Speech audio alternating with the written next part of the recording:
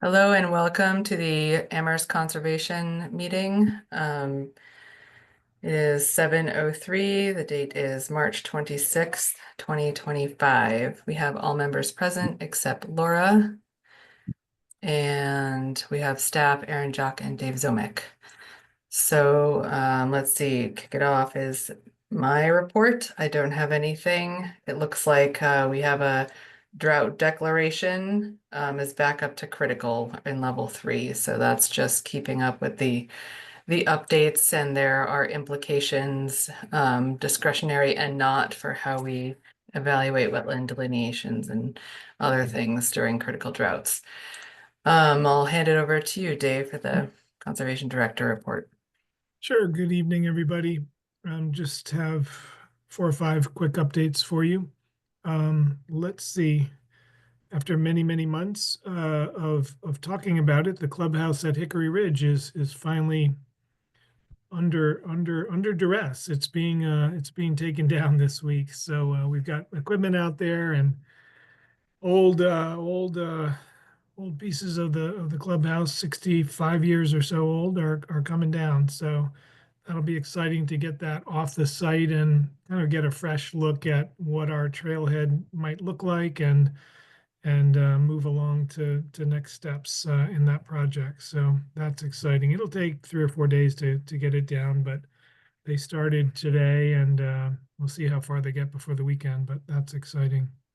Staying on Hickory, the last couple of weeks, we've had the trails, the new loop trail there, the ADA trail, overtopped twice with all the rain we've had. So that's been a bit of a bummer and a bit of a setback all throughout 24. When we were building it, it really, I don't think it ever overtopped, but we knew we were building partially in a floodplain. So there you have it. Our design held up pretty well.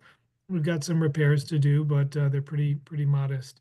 So we'll wait till things dry out a bit there and wait till we get through some of the spring rains, and then we'll do some repairs. We're still on track. We're trying to open maybe at least one of the trails mid-June. So we've got work to do to repair the trail, get some benches in and kiosks and whatnot. But the clubhouse will be down, and that'll give us kind of a fresh start there. Let's see what else is going on up north at Puffer's Pond. Aaron and I, working with one of our staff and in the facilities department, we're getting going on the Puffer's Pond assessment. We've had some engineers and teams out looking at the dam and dike. So that's kind of exciting. You may recall we got that $250,000 grant. We put in some capital money, and we have a nice tight contract with a firm to really do a full assessment of the dam and dike. And that includes some work looking at bathymetry and other structural issues up there. So that's kind of exciting. Let's see, on April 7th, the CPA recommendations coming through conservation and other departments and other nonprofits come before the town council. I have every confidence that those will be positively received. You may recall we asked for funding for trails and bridges, and then also money for at least the start of getting that sign project, getting consistent signs at all of our conservation areas and recreation areas. So if the town council votes favorably and positively to that on authorizing that funding on the 7th, then that money is available July 1 or after. So that's kind of exciting. And then a couple of hours ago, I was before the Joint Capital Planning Committee. This is the group that makes recommendations to the town manager on capital spending. We have 3 or 4 requests into them for next fiscal year, FY26. We have some trail money. I'd like to have a substantial amount of trail money in our hands for FY26 and 27 to really get going on some of this backlog of bridges and trails. So we asked for $25,000 each of the next 5 years in the capital plan. We also asked for some small equipment, some money for small equipment, things like new chainsaws, brush cutters, things of that sort. I'd like to try to experiment with some electric rechargeable equipment in that category. I did meet a couple of months ago. I met with the DPW staff at the town of Wellesley. I was at a conference in Boston and had a great, about a 45-minute discussion with them. Wellesley has a full contingent, a full complement of electric equipment in their DPW for primarily work on parks. But this includes an entire trailer that is chargeable, so they can recharge their brush cutters, their line trimmers, all of that equipment in this trailer, and off they go. And they have backpack blowers that are for parks that are rechargeable. So really cool. So we're going to try to really look at some green options and do some experimentation there and see how they do out in the field on trails. That's a little bit different application there when they're doing parks and commons. So we also asked for a few other small pieces of equipment in that. So we'll see how that plays out in the capital planning process. And then lastly, I couldn't remember, Aaron, had you given a report on your presentation to the MACC on Hickory? Was that Aaron presented to the at the MACC conference recently on Hickory? I was unable to go last minute, but I'm told she did a wonderful job and did a full overview of kind of ecological restoration at Hickory Ridge. So I'm not sure if you shared that slide deck with the commission, but they might be interested in seeing that. So thanks to Erin for putting that together. She presented with two other towns, Northampton and Stowe, Massachusetts. All three communities have recently embarked on projects to purchase and all or parts of old golf courses, and in some cases, kind of rewild them and utilize them in different ways. So Erin was part of a three town panel, and they did Q&A, and I'm told it went very well. And you may have noticed, you may have seen in, I think it was a day or two ago, that the trustees of reservations is moving forward with their hope to buy the Beaver Brook Country Club, the old golf course in Williamsburg.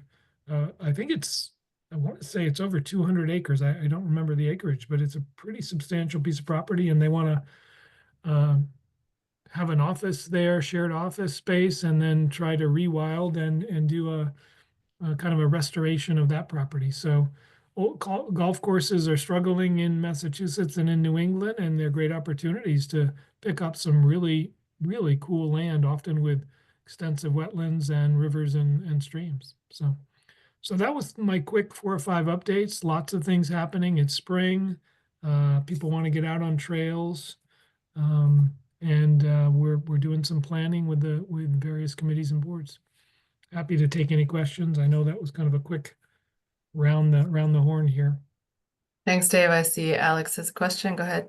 I don't have a question. I was just gonna tell Dave, I have 2 gas-powered chainsaws and I have 2 battery-powered chainsaws.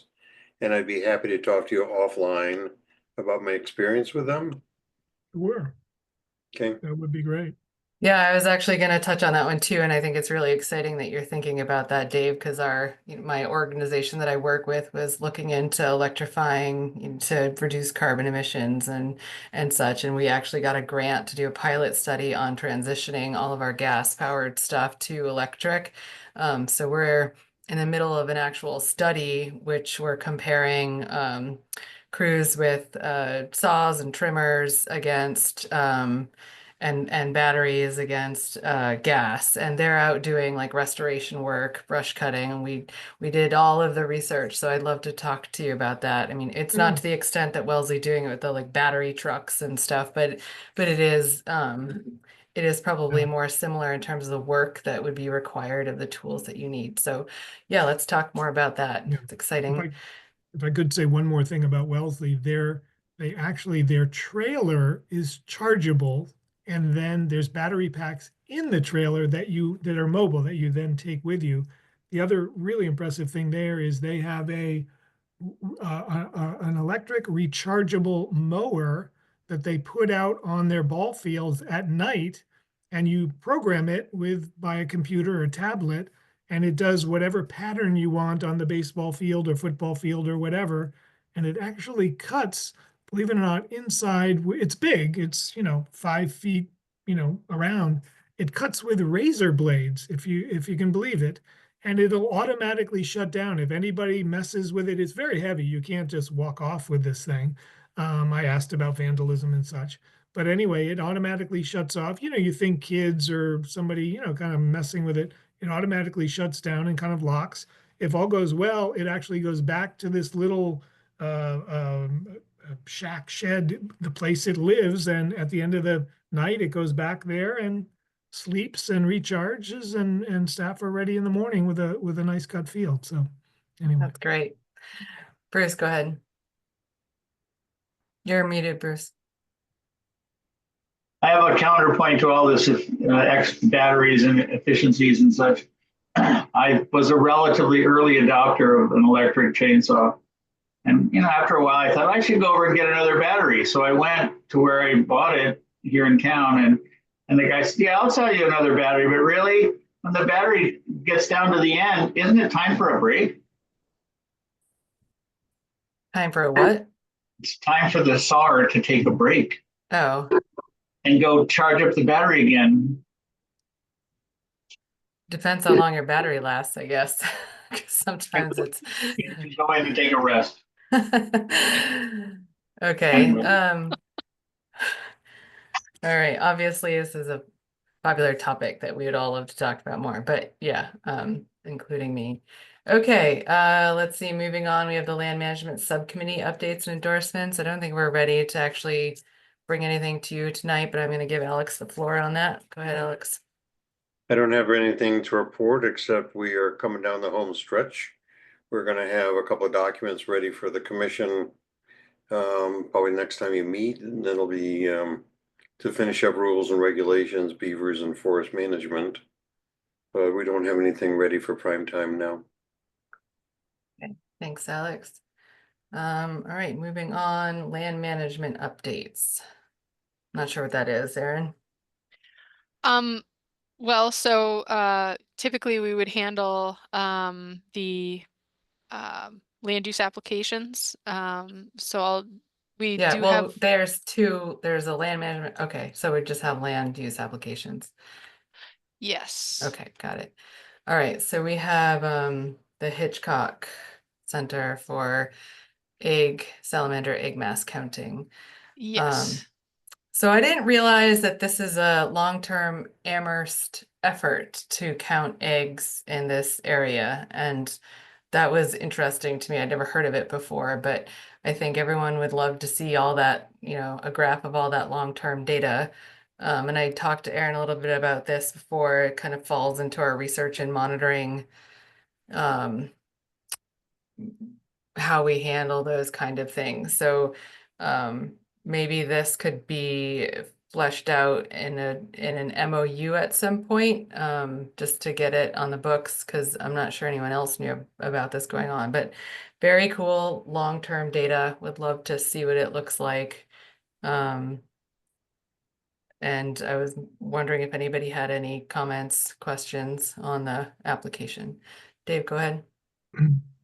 Yeah, if I could, Michelle, I think it's a great idea. It's Hitchcock and Kestrel, longtime partners of the town, partners of conservation. I think they've been the main contact and shepherding the salamander project on Henry Street for longer than I want to think about. I think the tunnels were put in about 87, 88, and Hitchcock came shortly thereafter in the next couple of years. So they do have some interesting long-term data. Jeff Mazer is the main contact now for probably 2 decades. It was Ted Watt at the Hitchcock Center, staff member there. But Jeff is terrific, very energetic, very passionate, very organized, and I think an MOU would work very well with them. I think it'd be interesting to see some of this data. We're also, talking with, I'm talking with Billy Spitzer, the director there, as well as Cinda Jones, who owns a good portion of the land to the east of Henry Street, about how we work through the replacement of the very old fencing, which basically helps to guide the spotted salamanders and other critters down to the tunnel. So I think an MOU would be great. I think seeing the data over time would be interesting as well. And I guess my hope would be not to, I guess, put the bar too high, to at least get the egg mass counts done this year with the goal of, say, Aaron working with Hitchcock to get a an MOU of sorts, and I can help as well before sometime this summer or fall, before next year's count and migration. So those are my quick Okay. thoughts. Rachel? Yeah, I noticed the application had one day, May 3rd listed, and I'm worried. They obviously know more about the variability in the seasons because they've been doing this for years, but I'm worried about them being a little late to the game. And if there's a way that we could approve them for a wider time frame, starting earlier than later, so they don't miss the masses.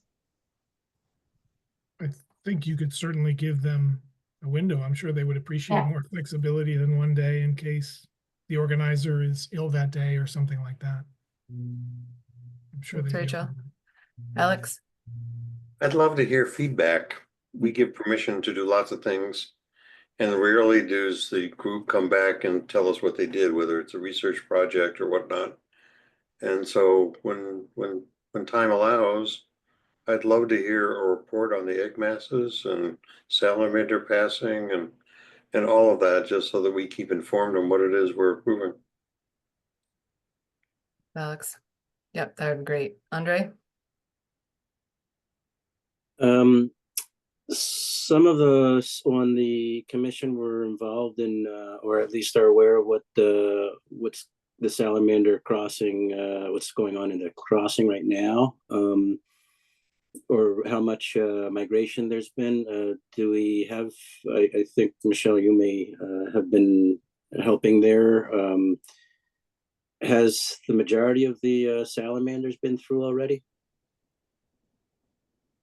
I don't know the answer to that. I didn't hear like a big numbers day, but I think we've had like a couple days, and I've seen spermatophores in the pools. But yeah, I don't know.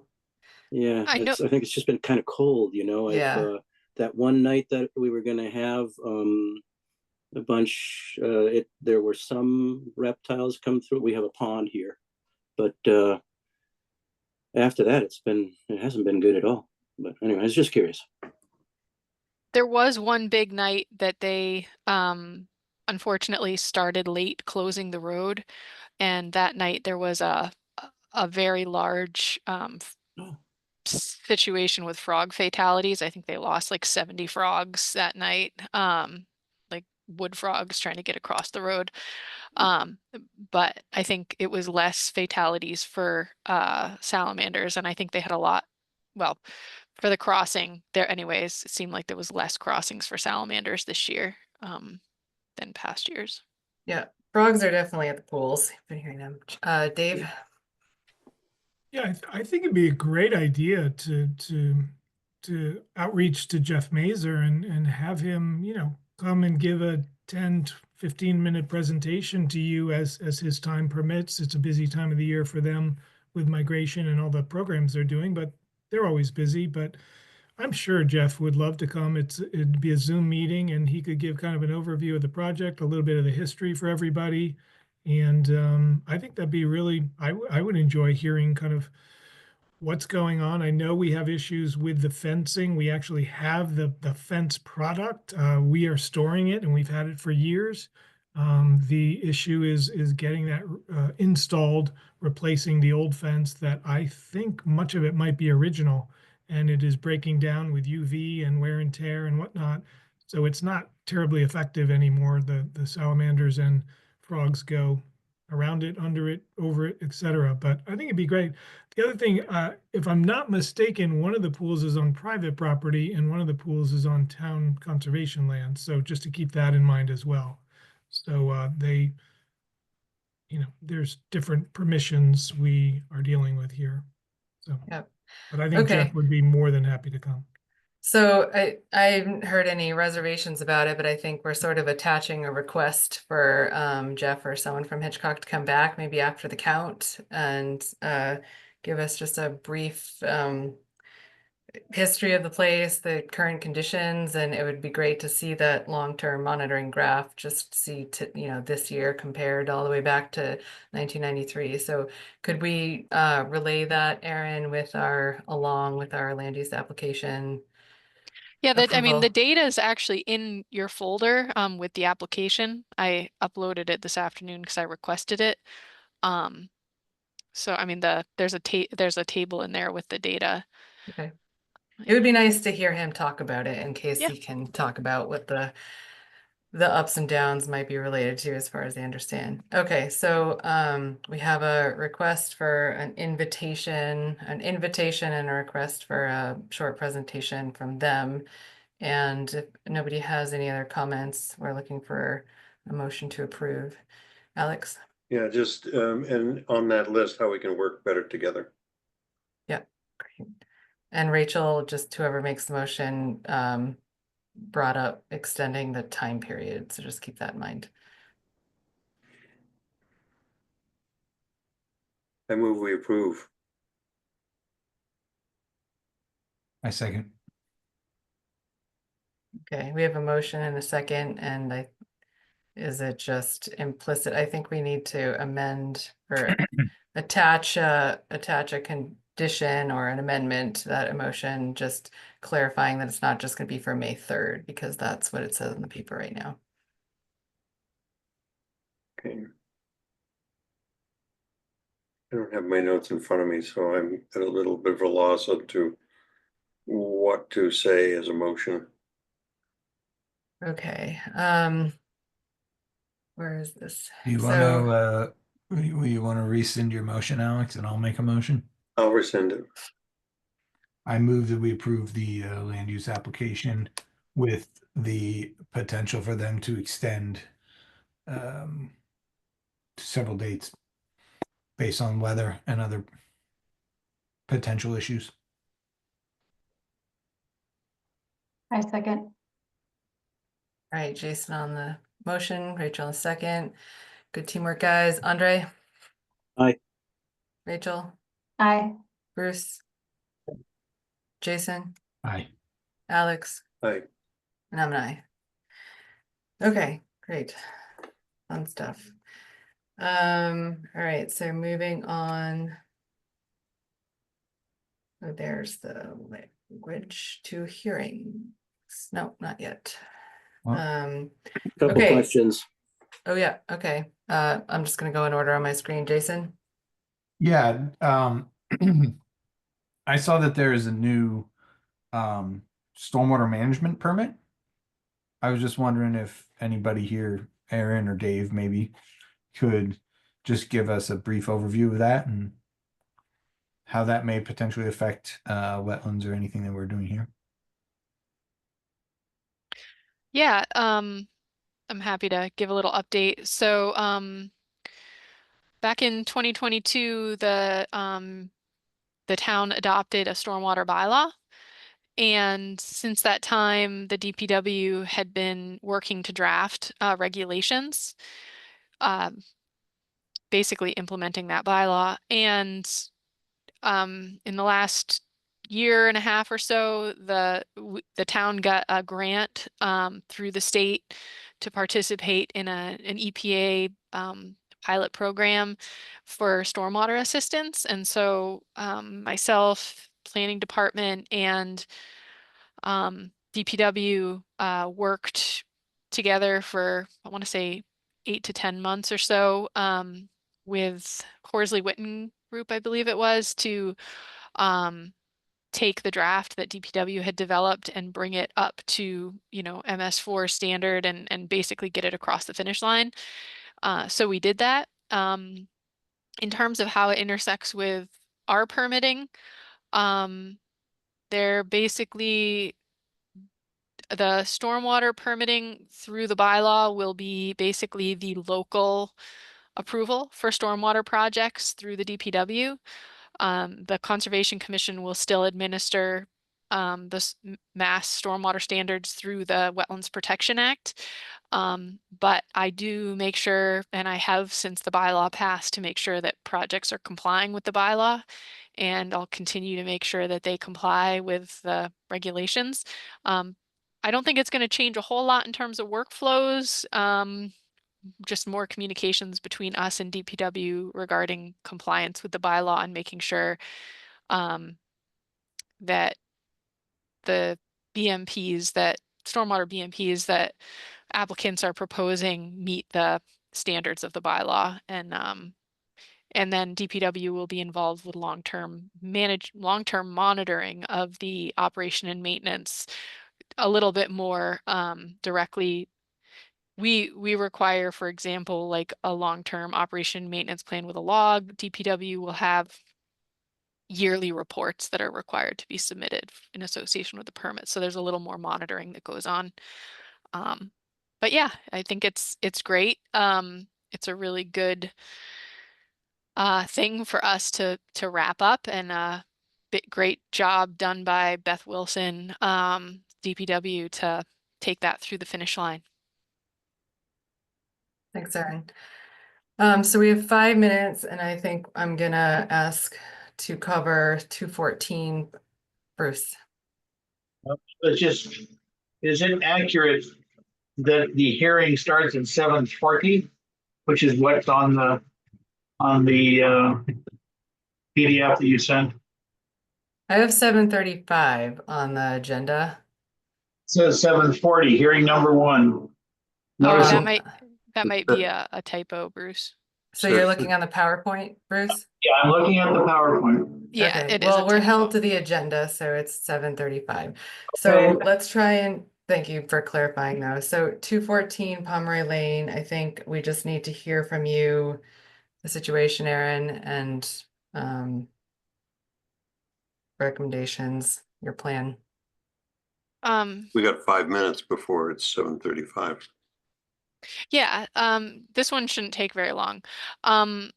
So 214 Pomeroy is the Poor Farm. They're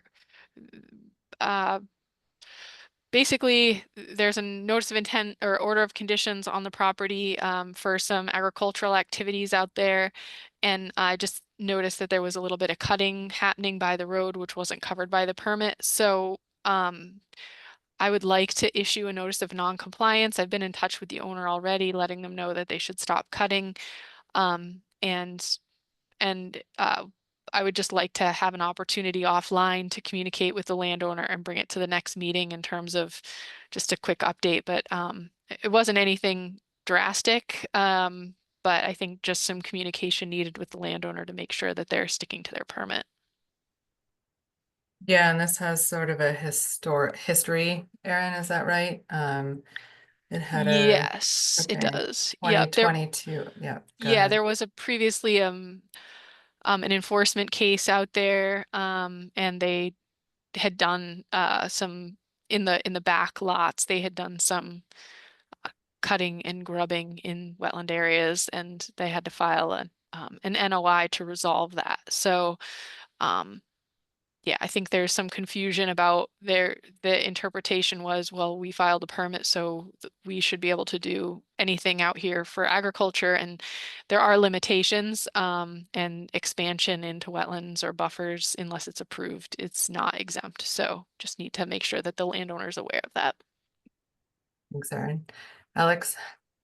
Yeah, when I looked down through all the photos, and I'm assuming I was like looking at the right photos, there was, after they put down the straw. That's a different site, Alex. Yeah, okay, I think I got it wrong. Okay, Yeah. but we'll come back to that one. Okay. Other bummer. Okay, well, thank you, Erin, and I guess we'll let you handle that and stay tuned for the next meeting, and hopefully there'll be a fairly straightforward resolution on it. Okay, we have 2 minutes. Is there anything we need to do in 2 minutes? I can do a quick update on the UMass tree Sure. cutting. Please. So I did talk with UMass to follow up on Bruce's question about the compost facility, and they do have an update on that, which they will come to share, but they weren't prepared to do that for today's meeting. There was in your packets a request notification under the maintenance permit for some pruning and hazard tree removal on the sort of cinder path, as it's referred to, the path between, it's like goes between the parking areas and is it present Village Park? It's like a back access road. Most of the maintenance work is in Hadley, as I understand it, but I took a look at it and I don't have any concerns. It's really a notification under the permit, so just wanted to make sure you were aware of that. That's about it. Great. Thank you. I'm gonna read the hearing charge and I see Ward's with us, so I'll let you bring them in. So this is, each hearing has 20 minutes on the agenda, 5 minutes for staff, 5 minutes for the applicant, 5 minutes for public comment or 2 minutes per person, 5 minutes for conservation commissioners. We require all material to be submitted and revised by the Wednesday, the week prior to the meeting at close of business. For all presenters, please clearly state your name, address of the project who are representing, as well as preferred pronouns. Same goes for the public. And let's see, I've already opened this meeting, so I think we Yes. can jump in with Ward. Welcome, Ward. Hi, Ward Smith. I'm here for the proposed single-family house on Old Montague Road. This is a continuance since I described the project a few meetings ago. The applicant has revised the plan to move the house to 5-foot setback from the 50-foot no-touch zone. I've been in touch with him and he's going to build the house himself and he says he can work with that. So we're fine with the limit of work line being 50 feet. As I said at our last meeting, we're proposing to do plantings as a mitigation, 5,000 square feet of mitigation in the 50-foot no touch, 22 trees and 50 shrubs. So it's going to be pretty densely planted. Does the commission want to go over the rest of the site? Do you all remember? It's a Yeah, I'm gonna let Aaron just take 5 minutes to Yep, update yep, us and yep. jog our memories. Thanks. Yeah, so I did get out to the site today actually and was finally able to verify Ward's delineation. I did just use soils because wasn't a whole lot in terms of vegetation, but I did agree with the wetland line. I also drafted an order of conditions and I did send that to Ward. Ward, did you have a chance to see that at all?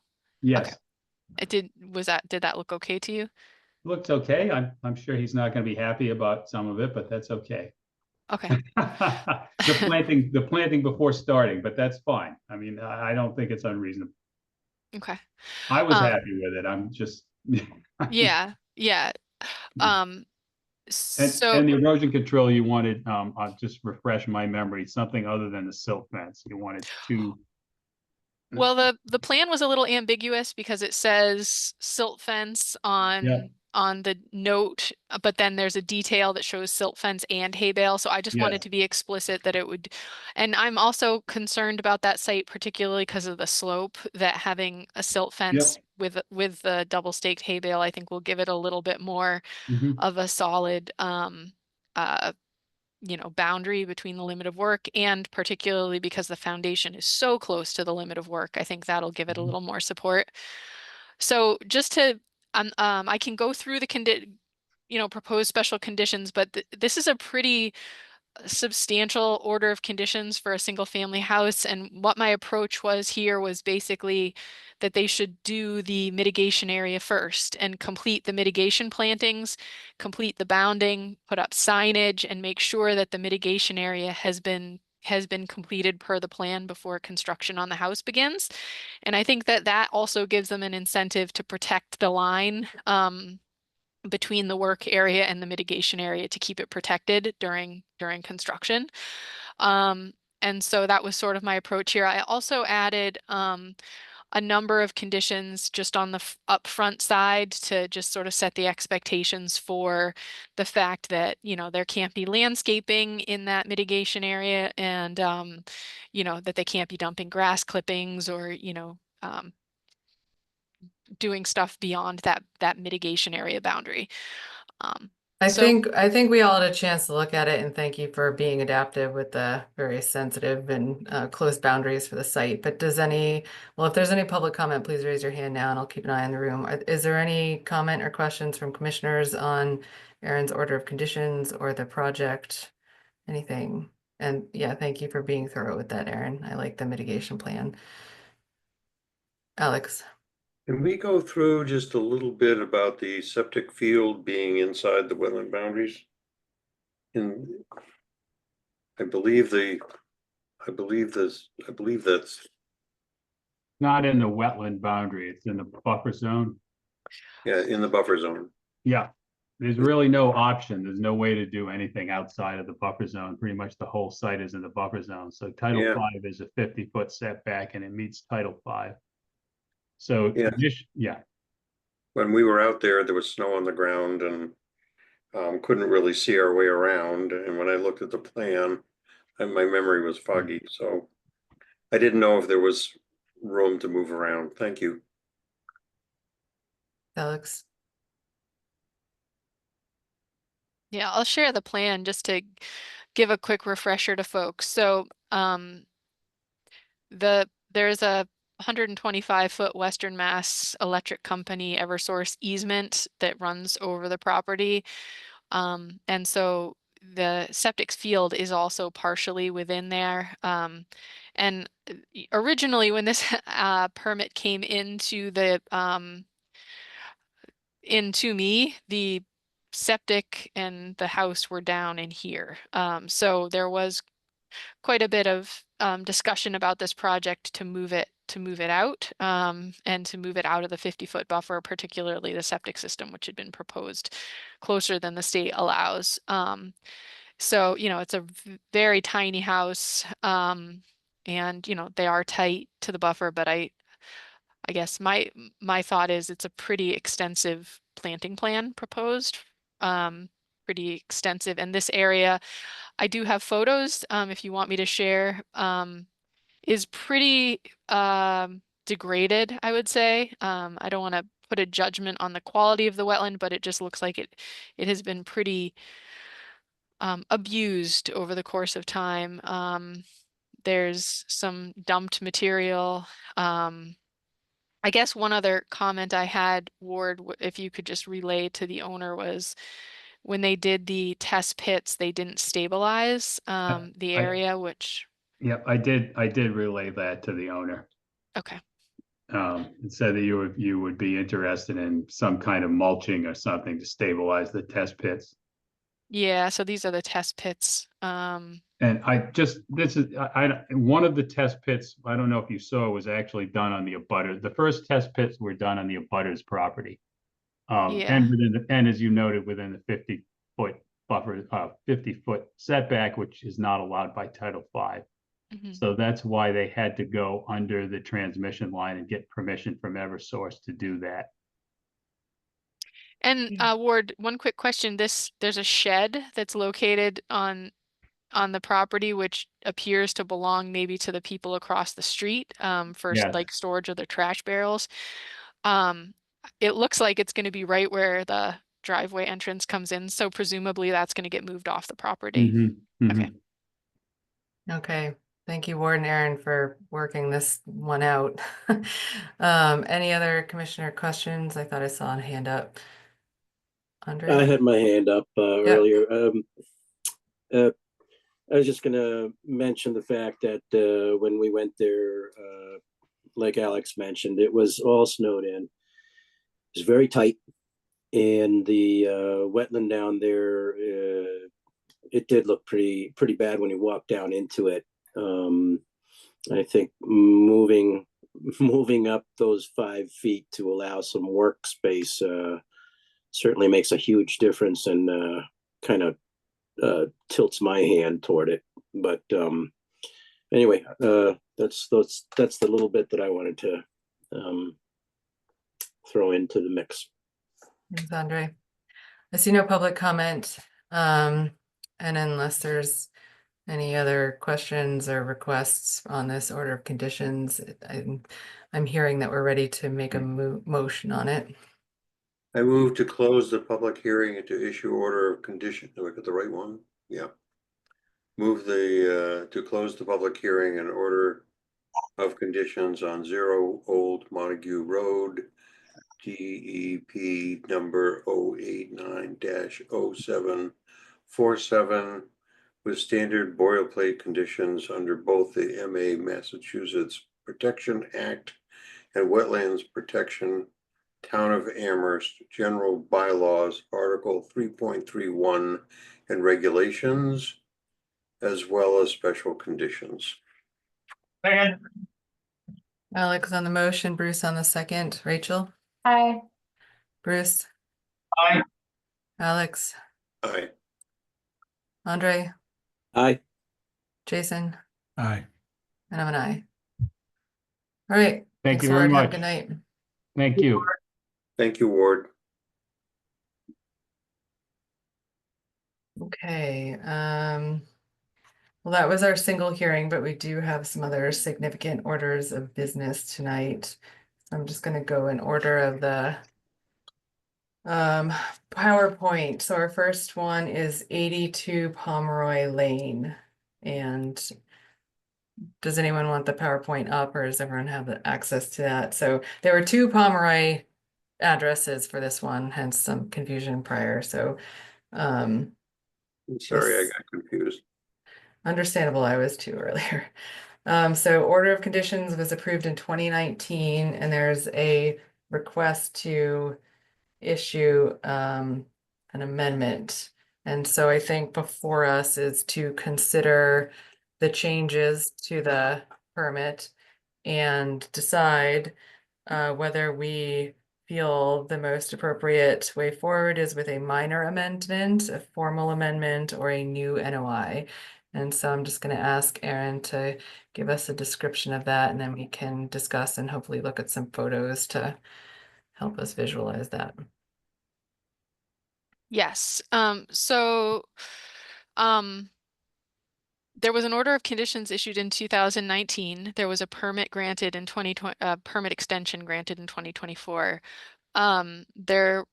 I was called to do an erosion control inspection, which I went out to do on the 17th. And when I got out there, I was super confused because the erosion control boundary didn't match what was on the approved plan. So I contacted the landowner, and what I came to understand was, so first off, there had been in 2022 an amendment modifying the design at the driveway entrance, which is outside of Concom jurisdiction, but alters the plan. So I think there should be an administrative approval by the commission just to amend that, so we have a paper trail when the certificate of compliance comes through that there was some change there. But then there was also some work which went beyond the erosion control boundaries to the south. And basically the erosion controls didn't match what had been approved on the plan. It went about 75 feet or so. The work went beyond that boundary, and it included some a little bit of tree cutting and some brush removal in order to get that installed. So what I asked the landowner to do was basically to reinstall straw wattle in the approved erosion control boundary, and then to stabilize the area with seed and straw in the interim until we could get the amendment request to the board. And I can share some photos of sort of the before and after so you guys can see the transformation of the site. Just give me a moment to get those up.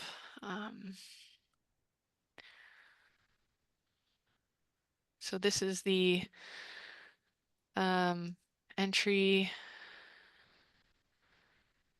which is not really stone that I would expect to see for a tracking pad. It was like a kind of a crushed fill with brick and concrete. This is the erosion. This is what the site looked like when I came to do the erosion control inspection. So it was pretty disturbed. And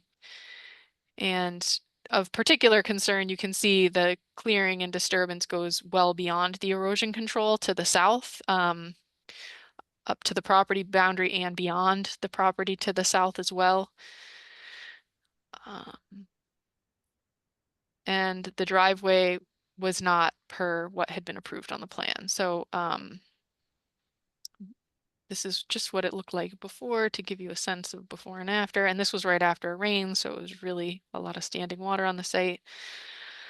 And this is the work that's beyond the erosion controls as well, and the wetland is beyond that line. So this is part of the reason why I was concerned about this. Okay, so getting to the end. And then this is my inspection this morning, so looked quite a bit better with the only sort of difference between what I requested and what was installed was I did ask for straw, and they put down a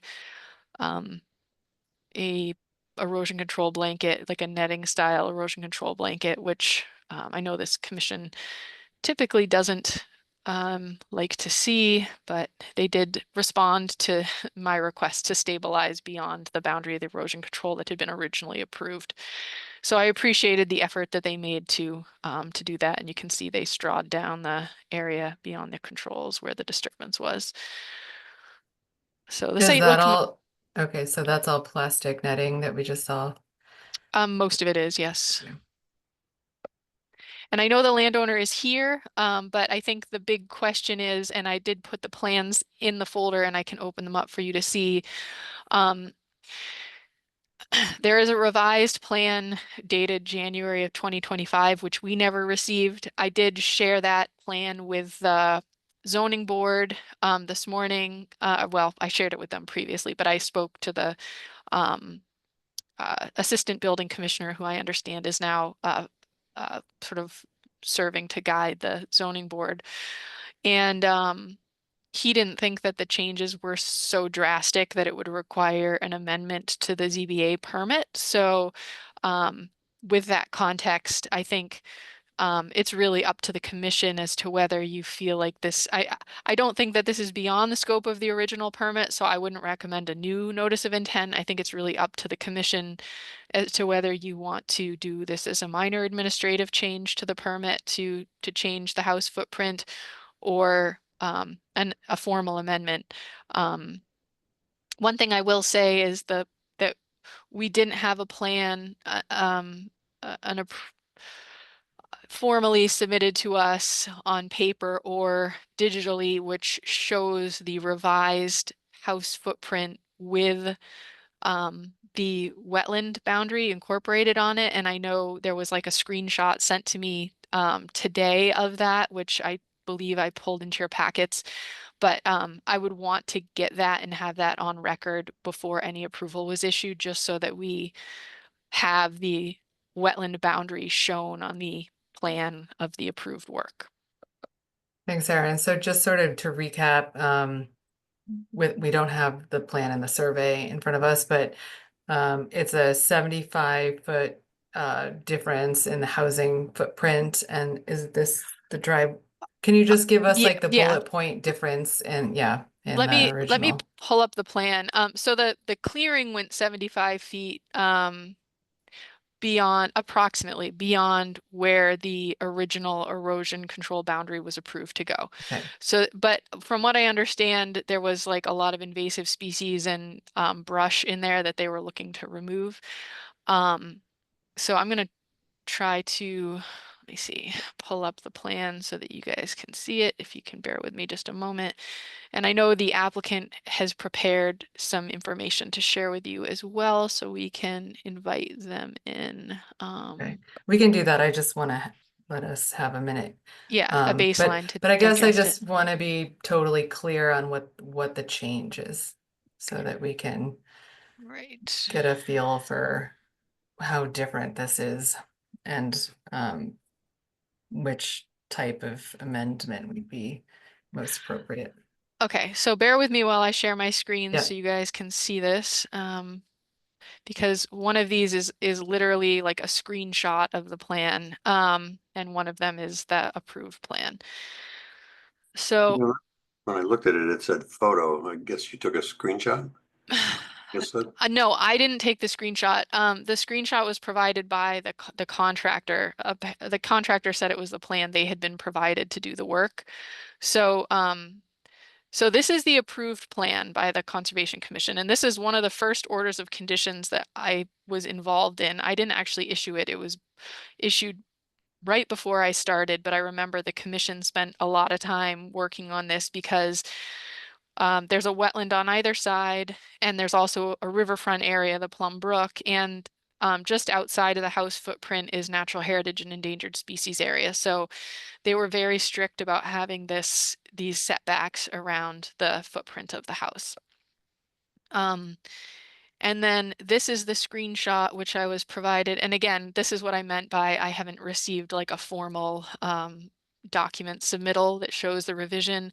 And this document shows the revised house footprint, and this one's dated January 17th, 2025. But you can see the driveway configuration. It goes further south than the previous permit. So before there was a 50-foot boundary between the southern property bound and the house footprint. So the house footprint was situated in this square up here, and there was a 50-foot setback on basically on all sides of the house. But now they're proposing to put the driveway coming in around this corner with a garage and the house. And this one is a little tough to look at because it doesn't show the wetland boundary. And again, the point I was making was we should have this plan with the wetland boundary shown on it, because otherwise we're not going to be able to approve it. But I know that the homeowner had been working on getting something modified. It just has not been provided to us. So I don't have a plan to share, but I believe she does.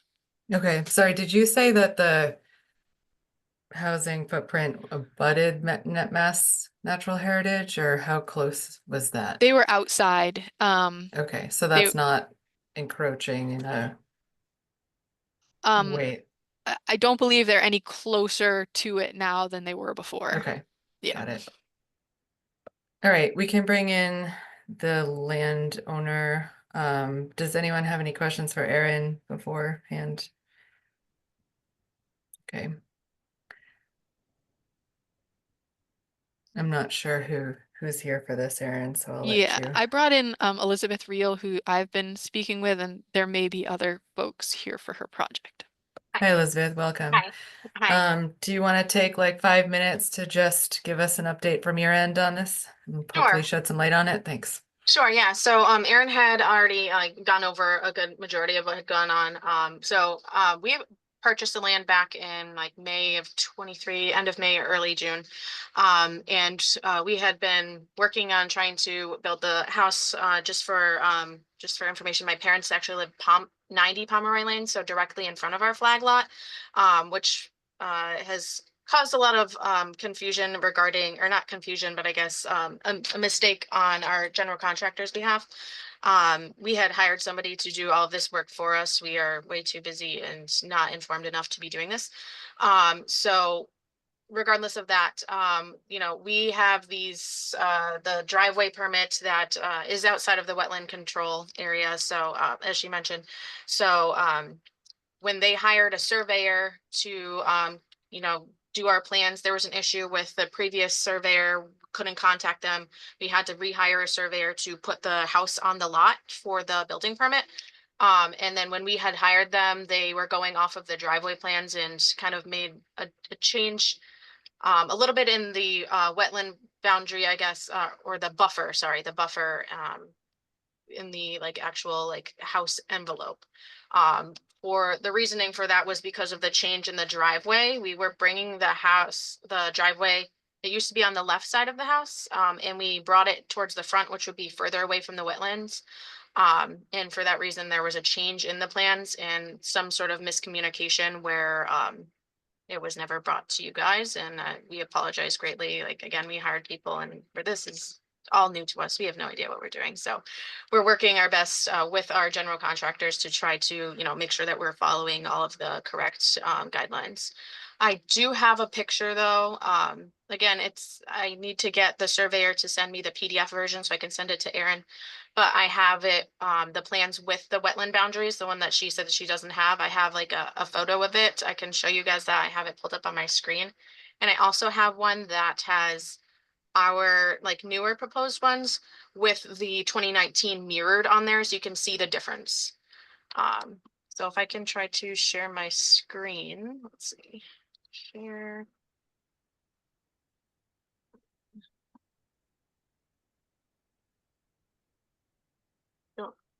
Don't know where to share my screen. Let's see.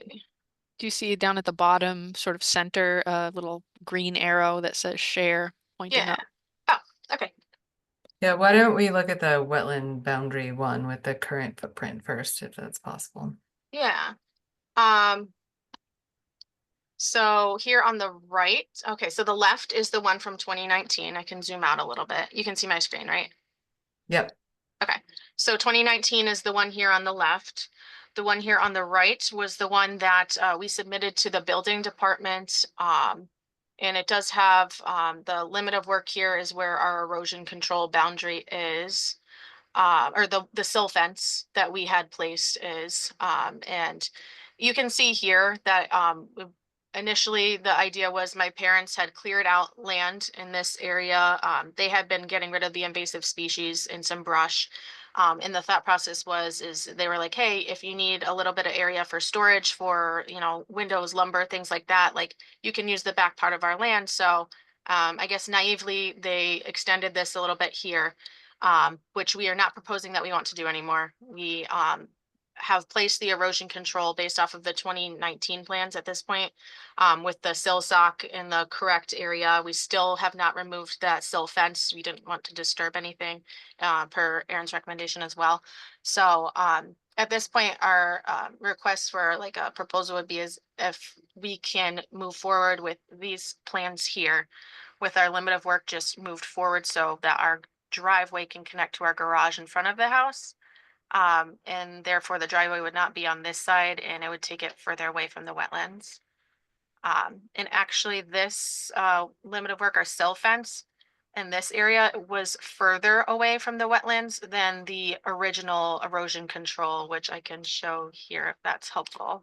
This may be a little confusing, but the red is where our erosion control fence is, aside from right here.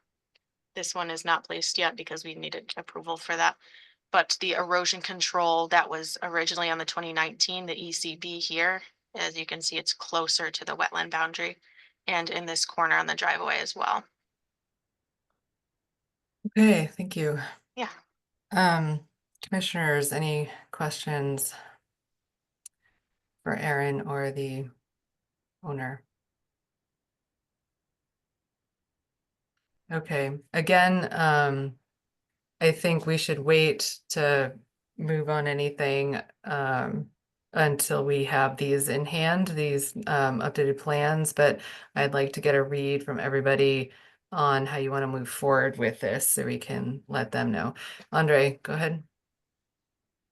Yeah, I have a question for the owners. And I'm sorry, but I forgot your name. Liz. Liz.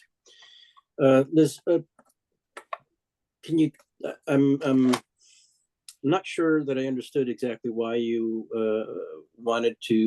why you moved the house from where the original plans were. Could you explain that? So, I mean, trying to find it. From my understanding is the house wasn't really moved. It was just that the driveway was moved. And it was moved from on here on the 2019 plans. You can see it comes up to the left side of the house. And we wanted to move it to the front portion of the house, which actually takes it away from the wetlands. So our idea was for the design of our house, as well as, we are hoping to appease to taking it further away from the wetland boundary. Okay, I guess I just didn't see it well without my regular glasses. Okay. All right, Aaron, so I had understood that the house moved, but I think I was just looking at the box within where the house is.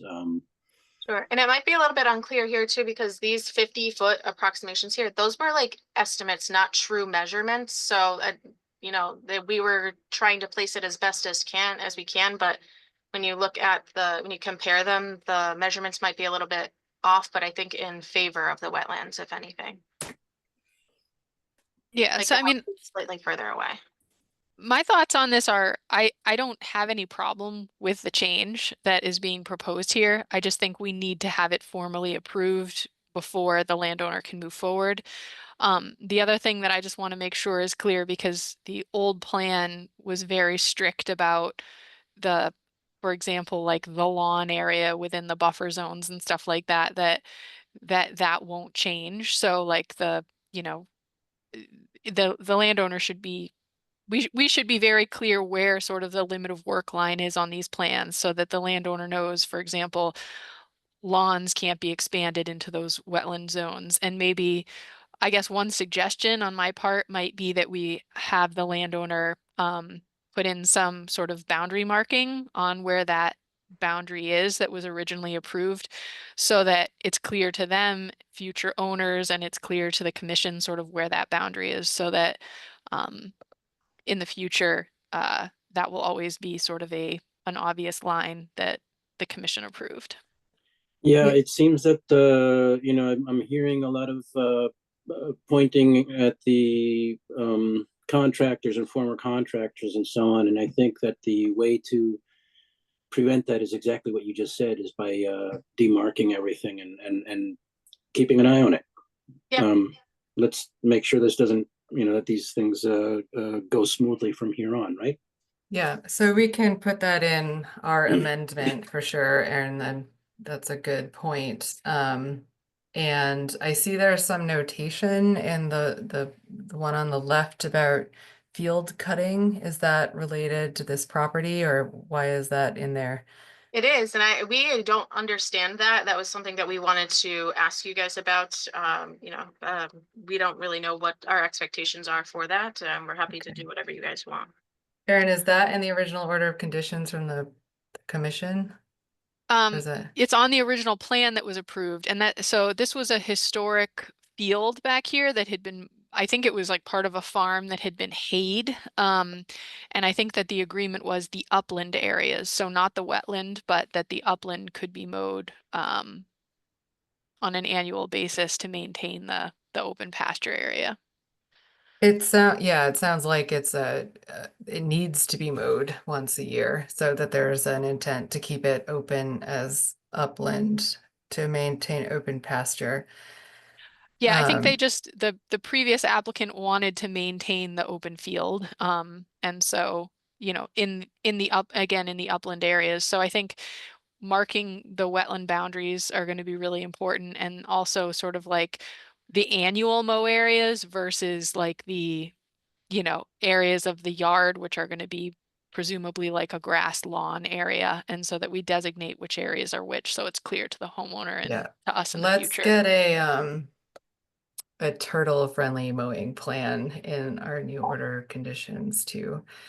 Okay, so I don't think we can issue anything tonight because we just need to have a surveyed map in front of us. But commissioners, do you see this as a minor amendment? Is that suitable to you, or is anyone thinking this needs to be a formal amendment? What is your sense? Okay, should we do straw poll? Or does anyone have any questions? Alex, I see I your don't have hand any up. questions. I just think we should keep it as simple as possible with as clear a record as possible. Mhm. Not cause any more work than needs to be done, but still maintain a record that can be referred back to on what was intended. Yes, and I agree, and to honor the work of the previous commission that permitted this and not lose sight of what their intent was, because it sounded like they put a lot of work into that.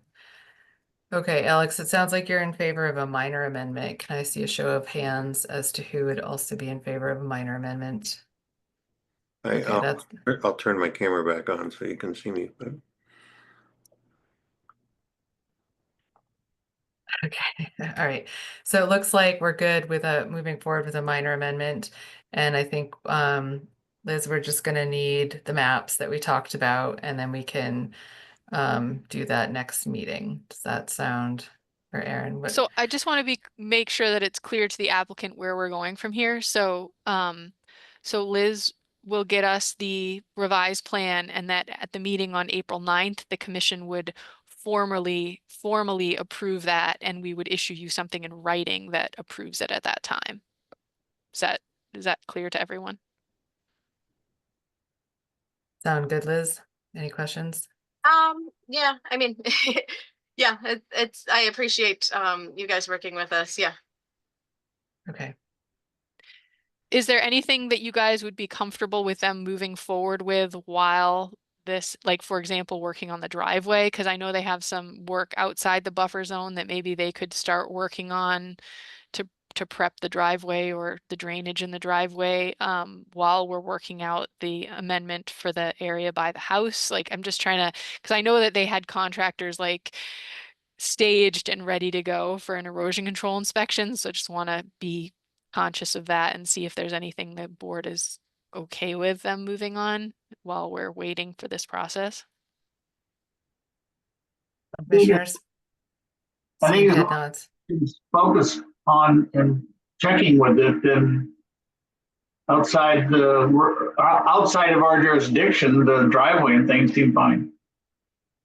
I'm seeing head nods. Rachel? Yeah, I was gonna say something similar, the utility connections in the driveway, especially if it's outside of our jurisdiction, that's fine. Okay, I'm good with that.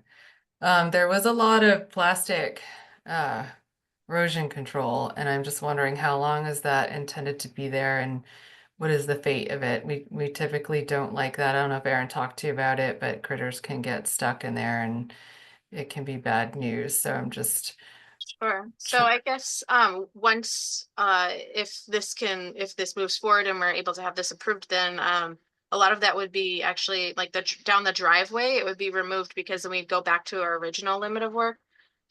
So, and there's, like drainage and stuff that will need to go on the side of the driveway. That's part of our driveway plan. So I think that can be removed down the driveway as long as we're within the still fence boundary, if I'm understanding correctly.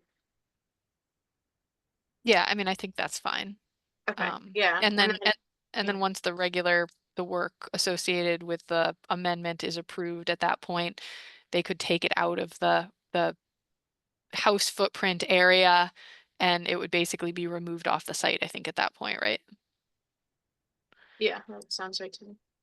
Andre? I would look to include as well that any future matting be done with biodegradable materials.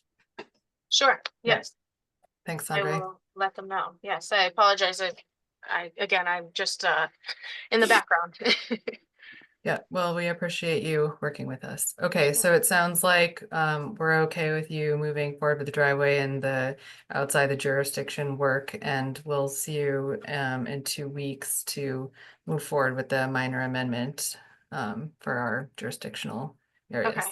My last question then would be then, so we're waiting to get our building permit approved. We were waiting for the approval from conservation, so I'm not sure they would allow us to do the driveway.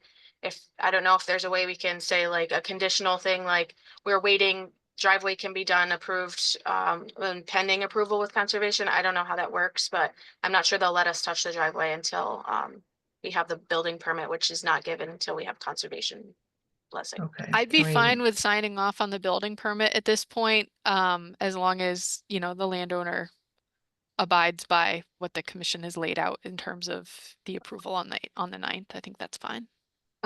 Yeah, definitely. I'll get those plans to you as soon as possible. Okay, thank you, Liz. Good luck out there. Thank you. I appreciate it. Good night. Okay, 2 Pomeroys are done. Canton Ave. Yes. Was anyone here for Canton Ave? I guess it would only be Andre No. maybe was? Nope, they just sent the plan. Oh, you mean Commissioner, sorry, I thought you meant members of the public. No, that we've just spent a lot of time on Canton Ave and historically. I'm pretty sure Alex was here for Canton. Oh, yeah, I was here for every bit of it. Okay. All right, well, it's back. Okay, so this is another request to amend order of conditions, and this is the same situation where the commission needs to evaluate which path forward we think is appropriate, so a minor formal or a new NOI. And I'm just gonna let Aaron detail what these changes are that are being requested. Yep. Oh, It's only 8:15, Bruce. We're gonna do it. We're gonna make it. So bear with me while I, Just turn your camera off, Bruce. I know, my apologies. okay. So this is, okay, sorry, my screen keeps flashing. This is the original approved single family home. Well, I shouldn't say the original. Let me It's give a little the bit of the approved family home. right. Well, so there was originally a subdivision. That was a permit, an order of conditions, which was issued long before my arrival with the town of Amherst, in this role. And there was 3 different house lots that were associated with it. This was just one. That permit expired, and work was done on this lot without a permit, and so there was enforcement action. And anyways, they ended up filing a new notice of intent, and this was the approved footprint for the single family house on this specific lot. And so what's unusual about this, which I just want to point out to you, is the fact that there's a rain garden, so a stormwater structure, and this is a fully engineered stormwater structure that was designed to capture and infiltrate stormwater off of this site. So there is a stormwater management plan associated with this lot. So now I'm going to move to the proposed amendment. And if everybody could just take a look at the grading, in particular, the house footprint and the driveway footprint, and as I move to the new plan to see what the change is. Okay, so the change to this plan is that the rain garden is reduced in size. There's a significant change in terms of fill being brought into the site, quite a grade, raising up the grade of this property pretty significantly. The house footprint is increasing. So previously there was a smaller house footprint on the southern box, and the northern box was larger, but now they're both the same size. So the landowner wants to do a duplex style home here. It's like a 2-family. So there's a series of retaining walls because of the increase in fill and raising up of the grades. And then they have these walkways and decks that are also installed. So I'll just do another sort of flash in between them. I did speak to the zoning board also has a role on this site because of its unusual nature. And in speaking with the assistant building commissioner, we felt that these changes were substantial enough that a hearing should be opened on them. That was just a read from staff, but the commission can act how it chooses. I don't think that they need a new notice of intent for this, but I do think that the changes are substantive enough that they're not really minor in nature. My particular concern is the changes to the stormwater basin, the rain garden, to know that they've increased impervious surface, they've changed the drainage characteristics of the site, and how do we know that this modified rain garden is going to be able to handle the water coming off of it? Thanks, Aaron. It's all coming back. Dave? Yeah, apologies. Maybe I missed this and I did not have time to review this before this meeting, but I guess I'm a little concerned, and maybe a question for Aaron and for the commission is, I'm a little troubled. Maybe I missed this, apologies. Why the applicant is not here? Did I miss that? I guess where I'm going is, I appreciate and have the utmost confidence in Aaron, but this is a site with a long history. The applicant or their consultant should really be here talking this through with the commission. So I'm just a little stumped as to why Aaron is giving this extensive overview. I appreciate, and have great confidence in her, but is there a reason for that, Aaron? Yeah, so the applicant's representative contacted me and said, here's the change in plan. What should we do? And I said, you should send me the plan with a request to amend and let the commission make the decision as to whether it's a minor change or whether an amended permit or a new permit is required. And then I got the request. The request came in yesterday. It was a little bit time sensitive on the building department end, so I was trying to get it before the board tonight and to give the applicant some feedback as to what path to take. So it was kind of just an initial opinion here that we're looking for, to not to approve tonight, but more so to just get a read on permitting path for the applicant. Okay, understood. I just, I wanted to be clear about what your role is, and there is a long history on this site that has lots of questions in it. So, and as you said, both you and the building department deem this a pretty substantial change. So I just want to make sure the applicant, in my opinion, the applicant should be here making this case, but that's just my opinion. Thanks, Dave. I'll try and go in order. Alex? Yeah, I agree with Dave. And I think this is still Wilson Construction. And I don't think it's changed owners. But I think this project was deemed to have absorbed more staff time than any other project on record when I first came on.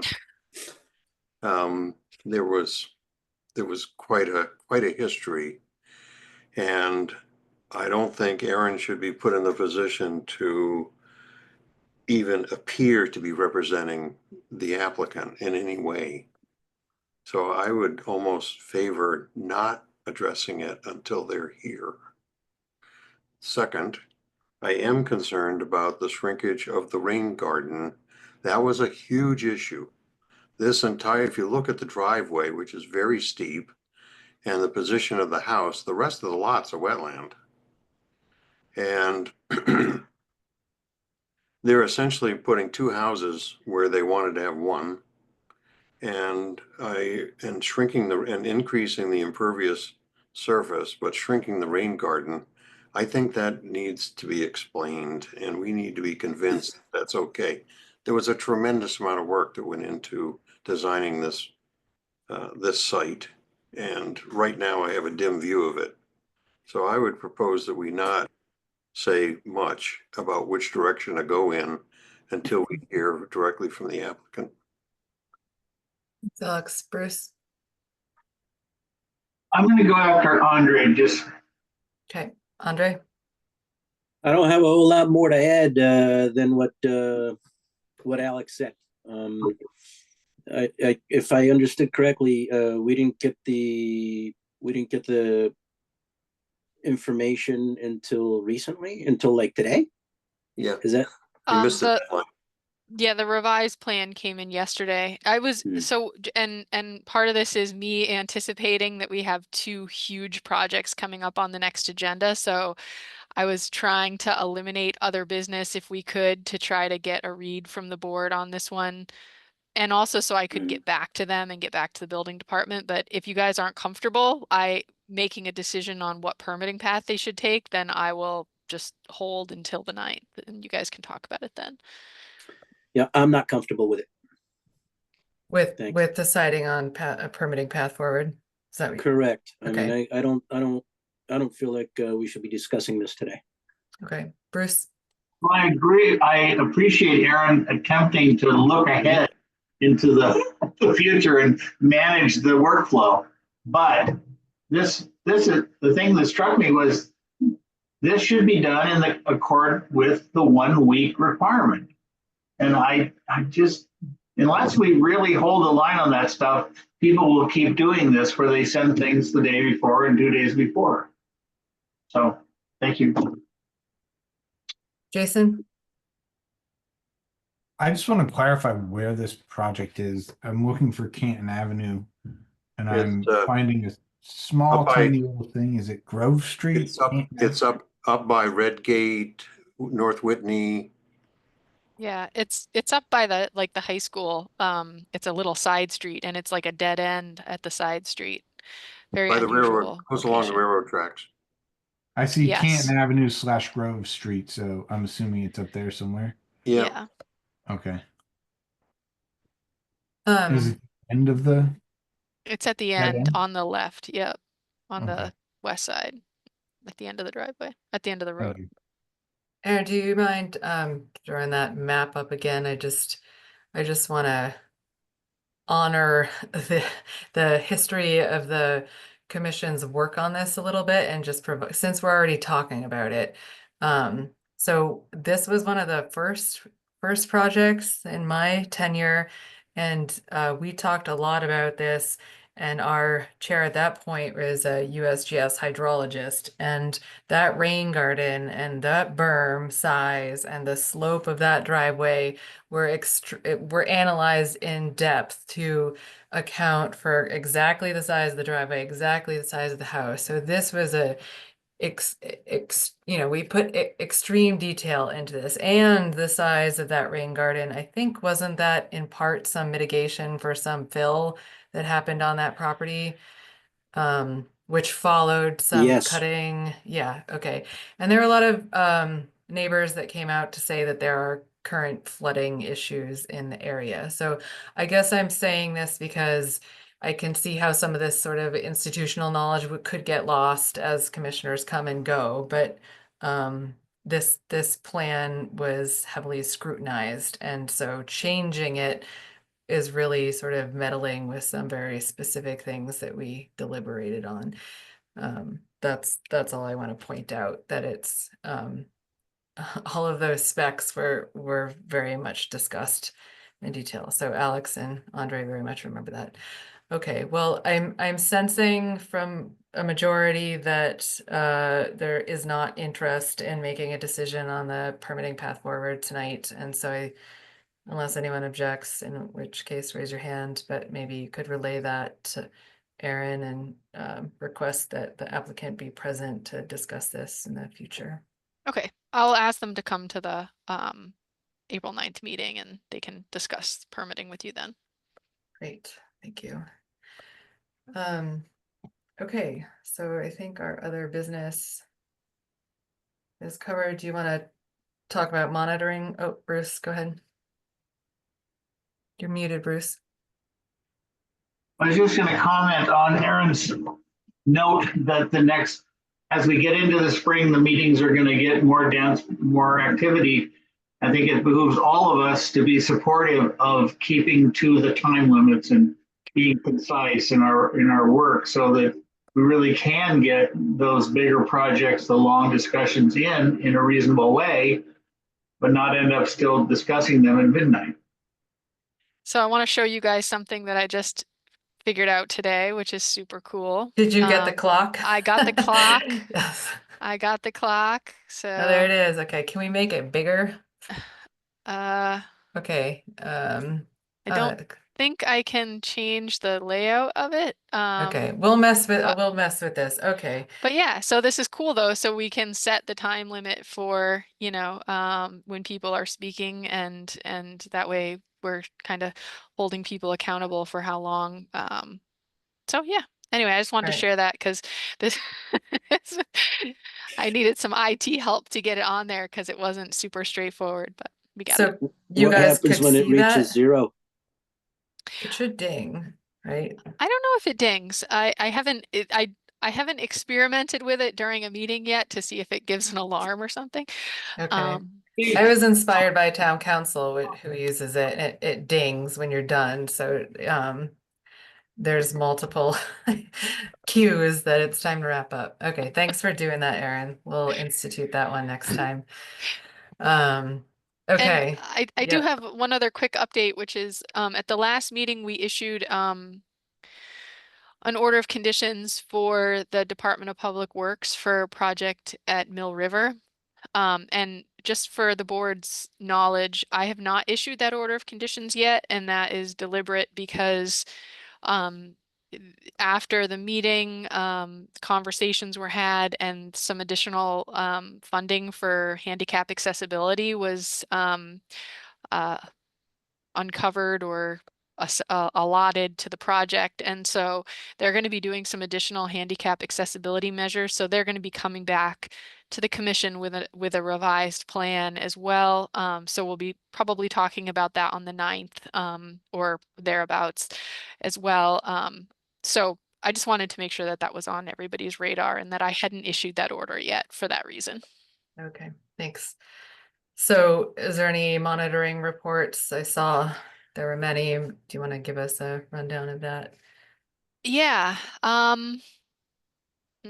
Yeah, I mean it's messy out there right now. I think probably the most challenging site by far has been Hickory.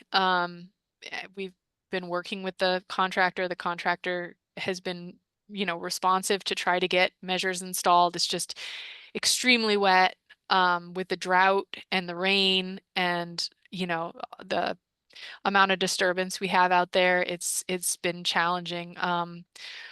So I'm continuing to work with them to try to, keep the site buttoned up. But there is water flowing through the site, as Dave mentioned at the beginning of his presentation on the trail portion. The site is a significant floodplain, so we have water moving on the site through the erosion control boundaries, barriers, and yeah, they're working to try to stay vigilant on keeping the silt fence standing, beefing up the straw wattles and the compost socks and keeping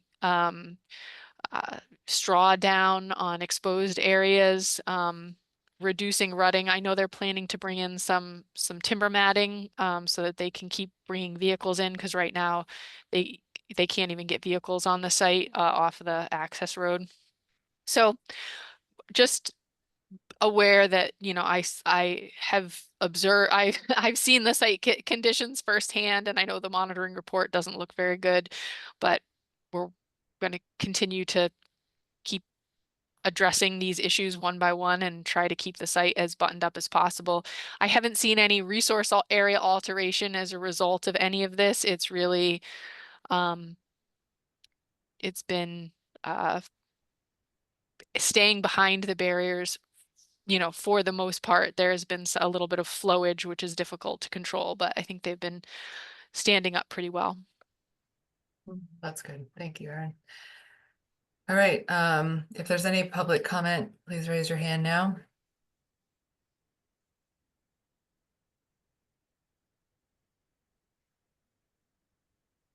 I am seeing none. And oh, I got Dave. Go ahead. And not public comment. If there are public comments, happy to. Nope. No, I neglected to mention two quick things. One is on April 6th, the town is doing a rubbish roundup throughout town. They have already over, I think, 130 volunteers for this. It's from noon to 2 on Sunday, April 6th. There will be teams from UMass, from the town of Amherst. I believe DPW staff are participating. There's lots of people, over 130 volunteers already. It's on our website, but you can, if anybody's interested in volunteering, Angela Mills in the town manager's office is coordinating it. There'll be teams at Buffers Pond, at conservation areas, everywhere, town commons, parks, etc. So something to be done on the 6th. And then Bruce, I didn't know if you wanted to give a 1-minute update on the culvert grant. Do people know about that? I just can't remember. We're so in the weeds on it, but it's a really exciting project that Bruce is coordinating.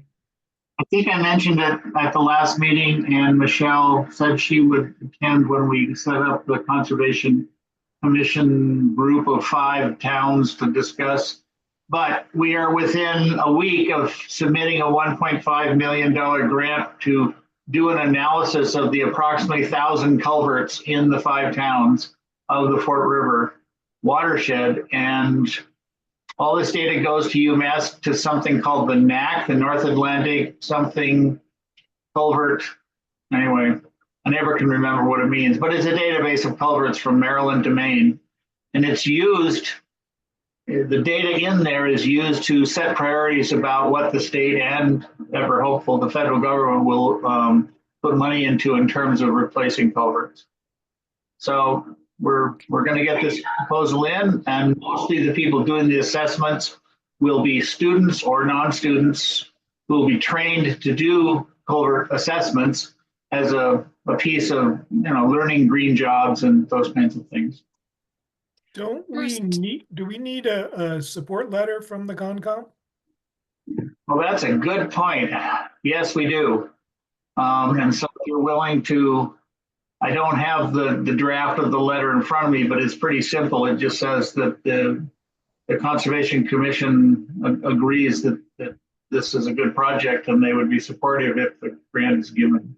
Perhaps the commission could take a vote to authorize Michelle to work with you on a support letter for this grant. It's for how many towns, Bruce? 5? Is that correct? Of the Fort River watershed. Hadley, Belchertown, Shutesbury, Pelham, and Amherst. 1,000 culverts between 5 towns. Wow. Now they're only the public ones. There are probably at least that many out in the woods, that probably won't get assessed. Is What do you think, that- guys? Want to authorize me? Andre, did you have a question? Are you okay? No, I'm good for it. I do have a question for later. Do we need a motion to do that, or is this a? Okay. Yeah, I would think a have motion would be somebody good. make a motion second and vote to Move authorize. to authorize Michelle to work on our behalf. I'll second that. Rachel on a motion, Jason on the second, Andre, All right. Rachel, Aye. Bruce, I'll abstain. I'm not sure whether I can vote or not. Jason, Aye. Alex, I, I'm an aye. All right, I'm just waiting for an email from you, Bruce, so I'm expecting that you'll be doing the work to contact me. Yeah. Yeah, okay, great, thanks, guys. We'll do one from the town too, Bruce. And Beth Andre, sorry. Wilson's involved in the process, so she's doing the DPW one. Okay, I think you can go now. All right. So I was curious about the land management subcommittee. How much more time do you guys have, Alex? well, officially our charter ends the end of October. And end of March, and we've still got three policy items to get finished, most of which are, 80%, 85% drafted. When's your next meeting? We're meeting tomorrow at 9 o'clock, I think, 9 or 9:30 tomorrow. 9 a.m. And that's going to be also. actually- Sorry? We actually scheduled an extra meeting, just being mindful of where we are on the calendar. And is there another one after that before the end of the month? I think we're going to talk about that tomorrow. I Alright. think we have, is that our last one? I thought we had one. Tending to be our last. Yeah, we have one more, but then we have one next week. Yeah, that's what I was asking you. We have one next week. They're opposite this meeting, Okay, but we had scheduled one for tomorrow. makes sense. So trying to be diligent. Okay. And so where's the schedule or the agenda for that?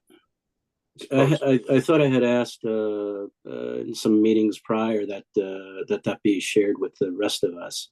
I haven't seen them yet. It's in the folder. It's in the subcommittee Would folder. you mind sending it to me or somebody? No, So- you can look in the No, you guys are folder. working under our authority, please. Let Don't Aaron. don't act like a separate thing. Okay. Just I'm asking that you send it to me. I'm saying you can look in the folder. It's right there. It's also posted, right, Aaron? Wasn't that submitted for? Yeah, posting? I put it in the meeting packet this week with the subcommittee materials that we talked about last week. So it's in today's meeting folder. Okay, the one that I saw says something like March 4th or something. So maybe either I misread or something. Yeah, there should be one for March 27th, so tomorrow morning from 9 to 10:30. And then there in the subcommittee folder, so some of those materials that were in that subcommittee folder were discussed on March 9th, and they're going to be discussed, I believe, tomorrow. So there's some carryover between the meetings. So, and that this meeting fell between those two meetings. So I just, to be safe, put the materials that we talked about at those meetings in the subcommittee folder for this meeting tonight. I apologize then. I misread that because I thought it was for a different date. You know, all of the documents that have been shared with subcommittee members are in that folder. And to my surprise, when I was searching on the web, the Amherst web, anytime I put something in the search that had keywords in it, all of a sudden those documents were popping up. And I had asked Aaron if the documents that we're putting in that folder were going to be available to the public. Because I mean, they're available for the commission, but I didn't think that they were ripe for the public. And she said, no, they're not going to be. And all of a sudden they were popping up when I did searches. So Aaron told me this morning, or sometime today, that she's been asked to make sure that all of the folders for the commission and subcommittee are publicly available, so that she's doing the same as the ZBA and the planning board.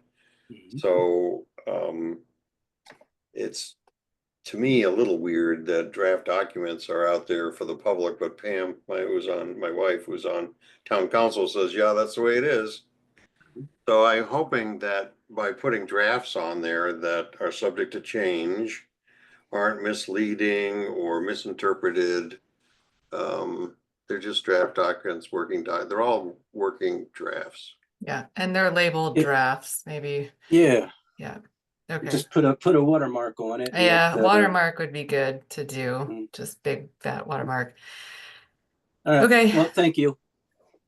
All right. So yeah, we've got a 9 a.m. tomorrow and then one next week, if anybody's interested. Regularly scheduled next week, so 12 p.m. So I have a question about that.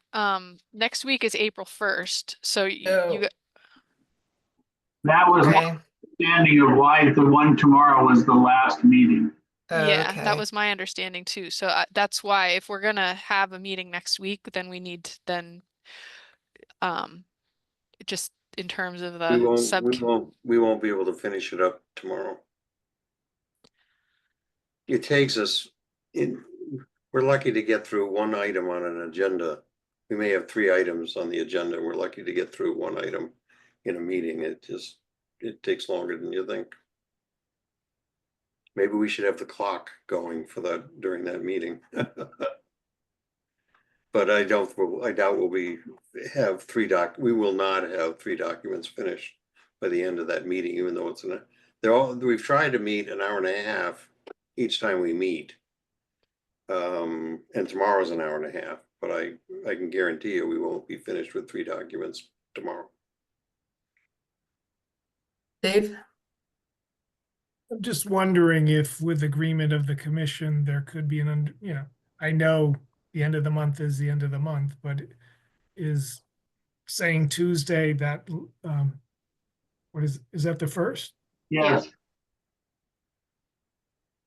I mean, it is April 1st. We could say it's really the end of March because it's April Fool's Day. I don't know. I'm just looking for, if we need that meeting, is the commission okay with having that one too? I think we were all assuming we were having it tomorrow at 9 and Tuesday at noon. I'm not looking for, I'm not asking for an extension or suggesting that. I'm just saying, You mean Wednesday at noon? Wednesday. No, did It you? would be Oh, Wednesday. next yeah. Tuesday? Oh, is Wednesday noon? Wednesday is the confused. second. Maybe I'm confused now. No, Well- the subcommittee usually meets on Tuesdays at Yeah, we noon. usually Oh, meet okay. on Tuesday at noon. Look, I have no problem extending for one day, but no more. I don't think any of us wanted extended further either. We want to finish all of it. It's been a long time. I'm fine with it being, Is that reasonable for us to finish next Tuesday at that noon meeting? Do we need a motion? What, might as well. That's how the extensions became. All right, I Yeah. move to extend the land management subcommittee authorization until April 1st. I second it. Motion from Andre, Jason on the second, Rachel, Aye. Bruce. Oh. Jason, Aye. Alex, Sure. Andre. Aye. And I'm an aye.